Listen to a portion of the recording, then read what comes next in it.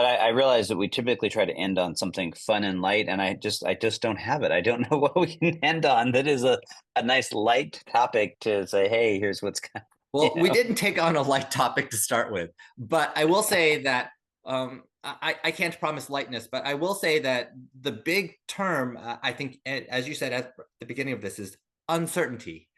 We are making a lot of guesses right now, best guesses, as well as some practical topics that might end up coming up for you as an IT worker. But at the end of the day, a lot of this can change quickly, and we saw that we had this president already for 4 years, and we saw how he could change his mind from day to day.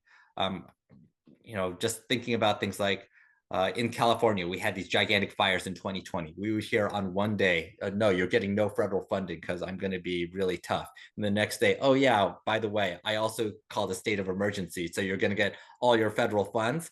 And it was a lot of this going back and forth. And I expect if you can talk about that for something like fires, like IT is not as important as forest fires, burning down houses. So, all I know is we're gonna be on pins and needles for some of the topics that directly affect our jobs. And honestly, there's not going to be a great way to figure out to predict what is going to happen on a daily basis.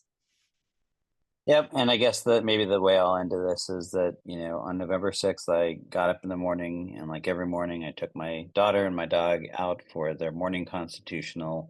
The sun was shining, the birds were chirping, people were walking by, cars were going, buses were running, and the world continued. So, I think that particularly in the US, and certainly I would say in the Western world, the vast majority of everything that affects our day-to-day life has nothing to do with our governments. It has to do, except in the very, very macro form of, hey, we got this space that we can operate in, and we operate with a degree of freedom. We can do what we want, to go and live our lives, and that continues. And with any luck, it will continue, and we'll all just see where this plays out.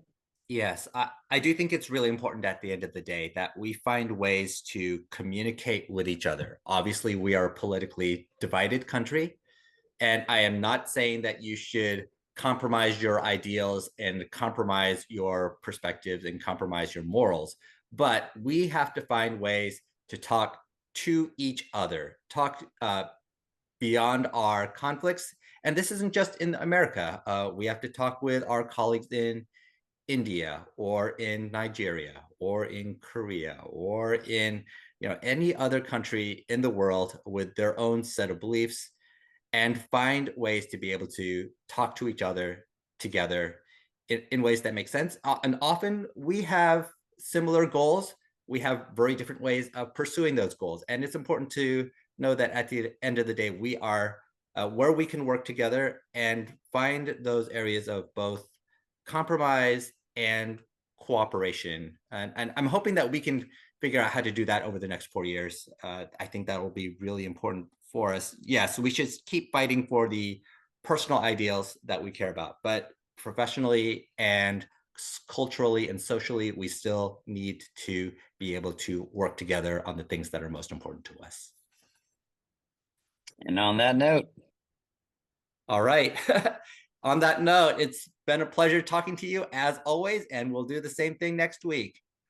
Everybody, thanks for joining us on This Week in Enterprise Tech. Please like, please subscribe, and please let us know what you want us to take on next. Thanks.